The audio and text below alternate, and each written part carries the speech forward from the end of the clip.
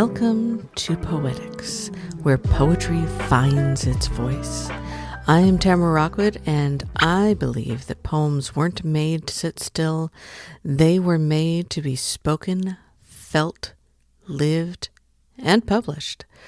Here on Bainbridge Island, where gray skies and salt air are part of the rhythm, my husband Ben and I run Bainbridge Island Press. We publish poets who write from somewhere real.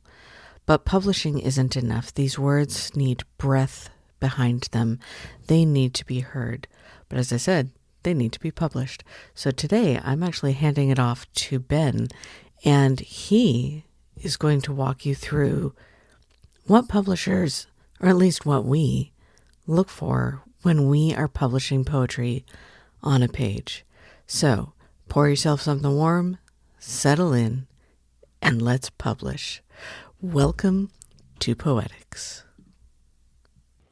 Hi, I'm Ben Rockwood, and I'm very thankful to Tamara for giving me an opportunity to come on the podcast today and to talk with all of you. She talks a lot about the craft of writing, and today I'm going to talk to you a little bit about the craft of publishing, taking that other side.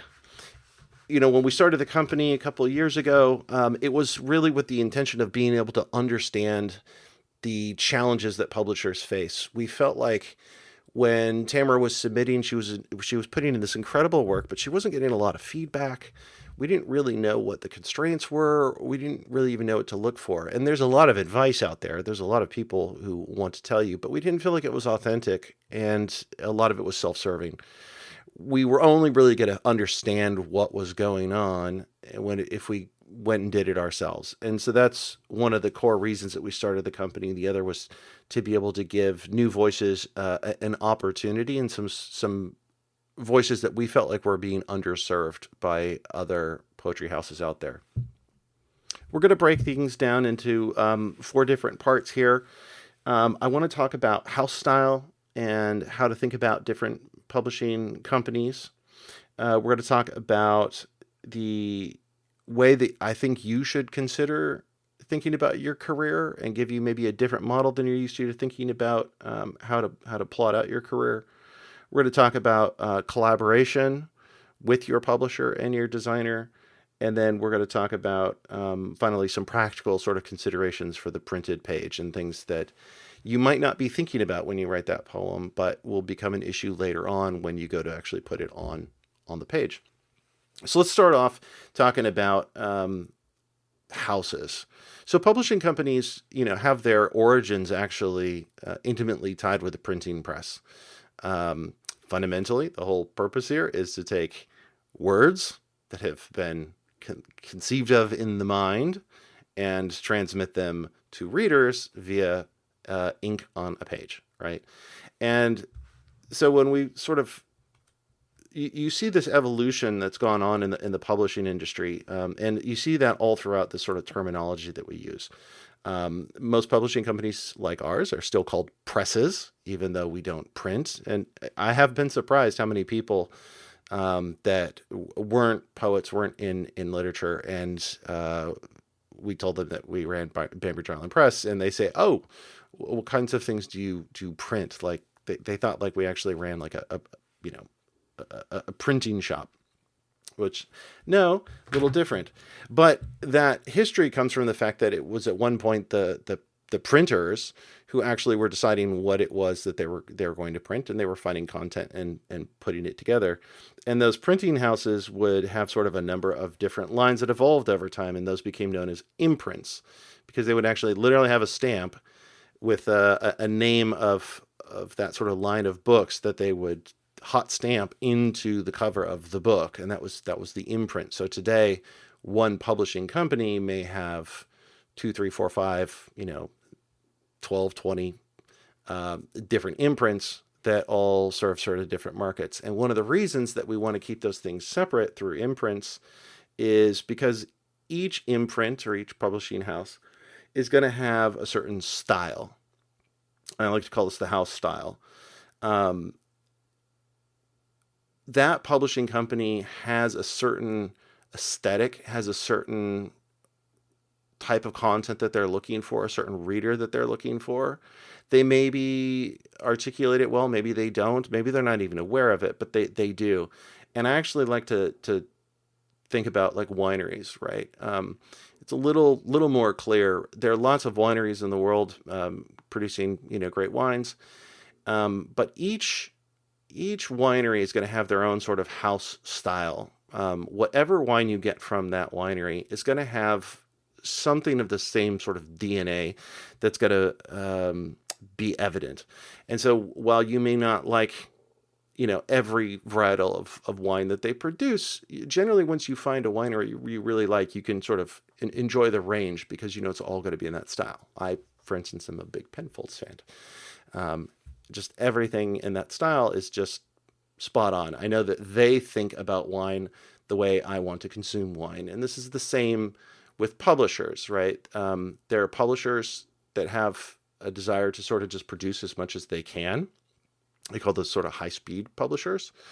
We have the hybrid publishers that are out there where their real goal is just to help you as an author get your work out there. And they're not necessarily invested in the book so much as they're invested in you as an author.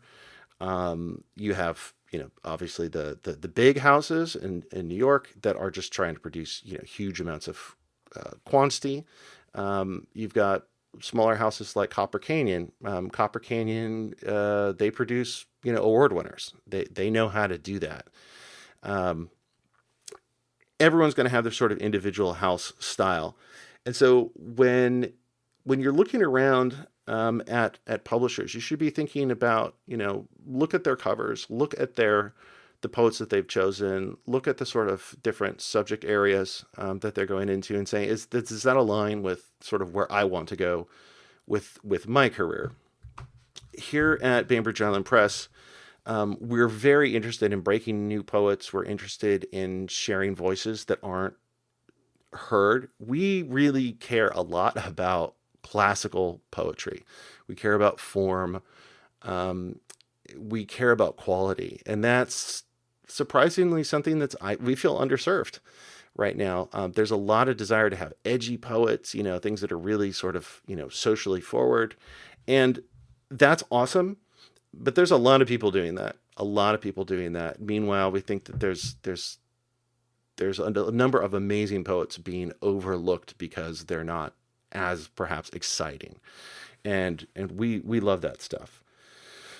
So the second point I wanted to make here is that, you need to publish, right? As a writer, your goal should be to be publishing as much as you can.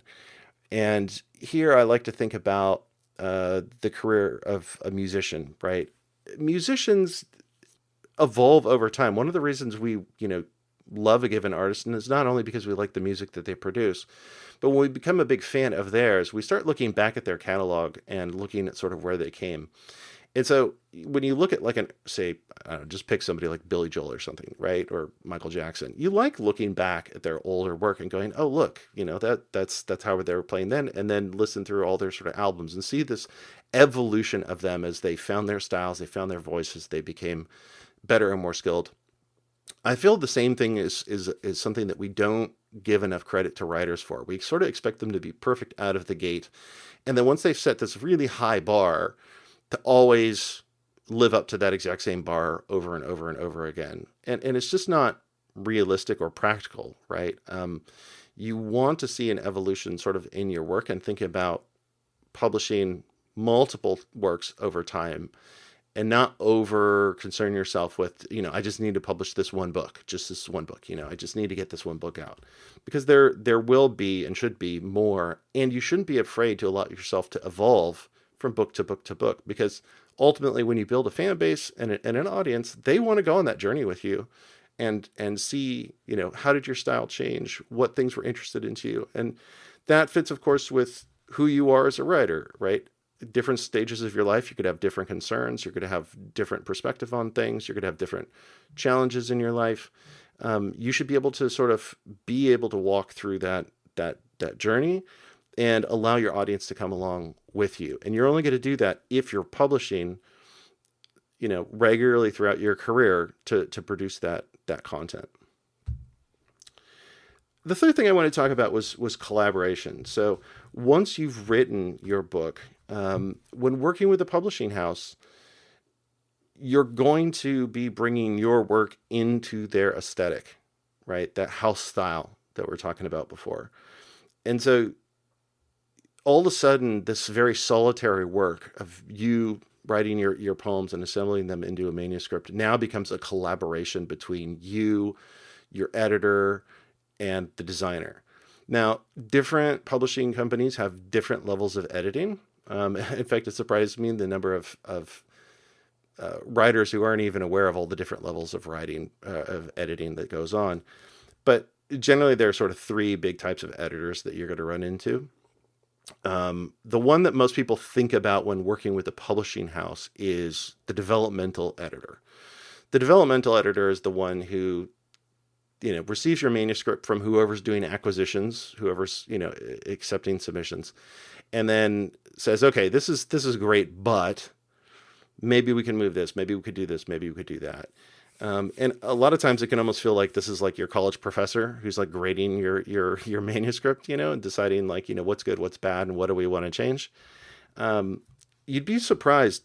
There are some houses that do that, but not as many as you think. And even the ones that do usually make it optional based on what you personally want. A really great book written a while back was called The Editor, that was all about, I forget her name. She's an amazing editor. She was at Knopf, and she was Julia Child's editor. She was Updike's editor for a while. Anyway, there was a reason, this book, The Editor, was not an autobiography, but it was a biography written by somebody who spent a lot of time with her. And so it had that sort of autobiographical sort of aspect to it because it was so authentic. And there were some authors like I think it was Updike, like called her like every day, right? And they were talking every single day. There were others who just sort of checked in once in a while, and sent their drafts. One of the things that you'll get when you hear about sort of those classical stories of working with an editor too is that very often the stories that are most interesting for people to learn about are cases where you have somebody doing long form prose who gets an advance before the book is done, right? And then spends 2 or 3 years working with an editor or publishing house as the book sort of evolves. In poetry, we don't see that so much. You come with a book done, ready to go. There are a handful of cases where poetry houses may go to established poets and say, hey, let's work on your next project, and we want to be in from the beginning. But this is generally fairly uncommon. The other thing is that in long form prose, you generally have authors who stick with one publisher for a long period of time, whereas in poetry, we also tend to see people move from publishing house to publishing house in between titles. So very different there. So you don't see a lot of professional developmental editing actually normally occurring, which leaves the other two types of editors, line editors and copy editors. The easy way to remember that is that line editors are the one who are sort of looking at things and moving lines around, right? This would be better over here. This would be better over here. Let's move this. Let's move this. Let's move that. Again, more common in long form prose, where maybe, or nonfiction especially, right? Where one idea maybe is better in another chapter.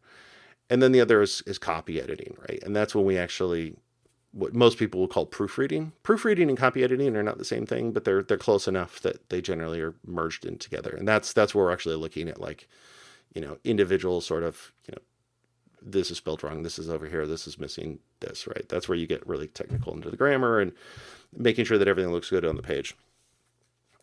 A lot of that, the copy editing is generally what's going to happen with your designer. And then when you get together and you collaborate with your designer, there's generally two big things you're going to get into. One is cover design.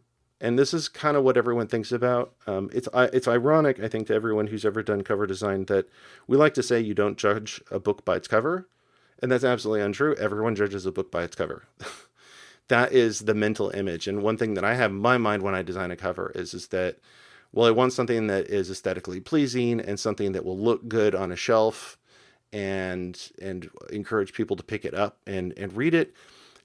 It's also something that is inextricably going to be linked with the work in the author's mind for the rest of their lives. And so I want them to have a cover that they're proud of, that is perhaps a bit more aspirational than maybe that they expected, so that they can sort of look at Pride with that cover in mind, representing that work for a long period of time. I try to hit that, and it's been interesting how sometimes we've produced covers that the author didn't initially feel was quite right, and then after they sat with it for a month or two, they no longer could imagine anything else, right? The two just sort of merge. So cover design is important, but I'll tell you, this is one of the things where you want to be trusting your publisher and your designer, that they are going to find something that is going to work well, it's going to suit the work, and that your first inclination for what that should be maybe isn't the right one. So come with flexibilities is the big thing. I will tell you that there are some publishers who have talked amongst ourselves, and we found that authors that are particularly challenging to work with, usually the first indication is that they have demands on their covers. The authors that we like working with the most are ones who come with that spirit of collaboration in mind and are interested in experimenting, seeing what works. And so what you want to do when it comes to, like, say, cover, is you should come up with an idea of what you want, right? Convey, hey, I was thinking this, I like this, these are my favorite colors, these are the things I sort of like, and this is sort of what I felt. Give all that over to the publishing house and the designer, and then let them run with that. They'll go off and create, in our case, we produce probably 20 to 50 concepts of a book cover. And then once we have gone through those and talked with some folks, we will normally whittle that down to the ones that are most likely to succeed, normally like 3 to 5. And then once we've got those, then we'll continue to refine. Because, of course, it's an artistic process where, you don't just sort of produce a complete cover on the first take. So it's like, let's find the artwork, let's find the layout, let's find the sort of general aesthetic of the cover. And then once we feel like, okay, that's moving in the right direction, then we'll whittle it down. Sometimes publishers will let the author decide on between 2 or 3 covers. Sometimes they will, more often than not, you will just sort of be told sort of what the pick is. It really depends who you're working with. But it is pretty common to just sort of get it sort of delivered. And generally that's after a huge amount of internal debate, internal design, going back and forth, trying to find exactly which is going to be right. So have some flexibility and an open mind when it comes to sort of cover design. And then, last, I want to talk a little bit about interior design and maybe give you some practical considerations for what you as a poet might want to think about when you're writing. And this is a tough one because I sort of want to be very understanding here that, when you're creating, you're thinking entirely about the thing that you're trying to create. You shouldn't have to concern yourself with lots of other sort of technical sort of concerns. You should just be creating in the purest sense possible.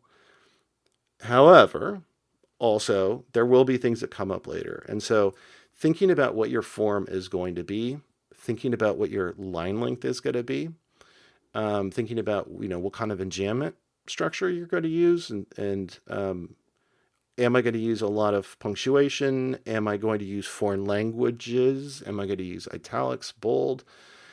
All those things can add a certain amount of complexity. And all those things are great if they're in service of the work. If you're just doing it to just look fancy, right? There are some people who will use a considerable amount of sort of, midline indentations, and they don't seem to serve a clear purpose, then maybe that wasn't the right thing to do, right? Ultimately, it's about conveying your idea in a way that is most powerful and resonant to the user, to the reader. Line length is a big one, though, and then poem length. Most poetry books are going to be published in a 6-inch by 9-inch format. That can change, and there are some houses that have more flexibility with their printing, and they actually will, look at the work and then decide on what the trim size, right, what the actual paper size is going to be before they actually go in into design. Some houses can do that and some can't. So generally be thinking that what you're going to do is probably going to be in a 6x9, and then, do I really need to have a line that is really, really long? This is the one that I find, the two things you find most challenging. One is if the line is just really, really long, which means that like I have to start shrinking font size, which is not fun. Or I have to start moving margins. And when we're producing works, for like a website or something like that, where it's just published one off, it doesn't really matter at all, right? But once you put them into a collection with other poems, you suddenly notice any inconsistencies. And that means if I have to shrink the font size on one page, or I have to move the margins out on one page, as you're flipping through that book, you're gonna be like, hey, what's with that one? Right? Why does that look different? Why does that look weird? Right? And then you start getting into a conversation of, does this poem need to be there, because it sort of breaks this sort of design flow with all the other poems and creates this inconsistency. Everyone's sort of a critic, and when it comes to anything that has any amount of repetition, like words on a page in a book, people's eyes are pretty quickly drawn to inconsistencies or things moving up and down or side to side. So thinking about like line length, the other is poem length, right? Like preferably I want poems that are going to be, one page or, almost, page and a half. What's really hard is when you have these poems that are just slightly longer than a page. And again, this is where things like font choice come in. One of the things that you generally don't want to do is tell your designer what font size you think that they should use, right? Or what font face you think that they should use. Again, you can share your ideas, all right? I like this, I like that, this is cool, but do what you want. That's fine, right? But when you start getting, hey, you should use a 12 point. Well, the reason you're going to use a 10-point font or 11-point or 12-point font in your text is actually going to be created in the aggregate. I'm going to look at all the poems and see, do I have a bunch that are, like, if all the poems tend to be about half a page, cool, I can use a larger font. I can use, like, say, 12-point. It'll be nicer, a little bit bigger. I can play with my margins a little bit. Everything's going to look nice. But if in there I also have a bunch of poems that are coming in at, a page and a couple of lines, right? All of a sudden I'm just like, okay, I'm going to have to start shrinking the font. If I have to do it here, I'm going to have to do it everywhere, so I can create that consistency. And so just trying to find that balance is an interesting thing.